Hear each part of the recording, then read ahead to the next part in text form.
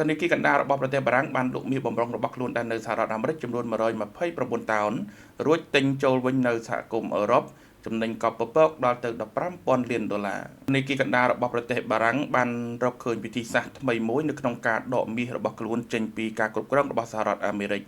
ដោយមិនបង្កឲ្យមានចំនួនការទូតនោះគឺការលក់មាសយកប្រាក់ចំណេញនៅទីក្រុងញូវយ៉ករួចហើយទិញវាចូលវិញភ្លាមនៅក្នុងទ្វីបអឺរ៉ុបជាផ្នែកមួយនៃការប្រកាសលទ្ធផលឆ្នាំ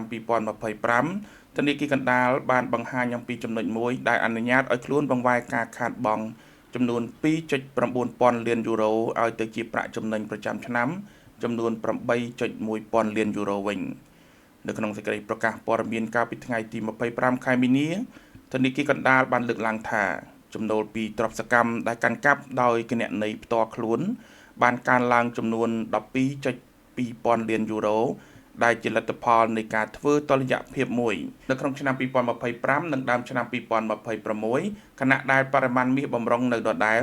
ធនាគារកណ្ដាលបារាំងត្រូវតម្រូវឲ្យតម្រង់ទិសផ្នែកដែលនៅលំអៀង 5% ឲ្យស្របទៅតាមគោលការណ៍ណែនាំបច្ចេកទេសដែលនាំឲ្យមានការចំណេញរូបិយប័ណ្ណយ៉ាងច្រើនចំណូលប្តូរប្រាក់បរទេសមានសរុបចំនួន11,000 លានយូរ៉ូសម្រាប់ឆ្នាំ2025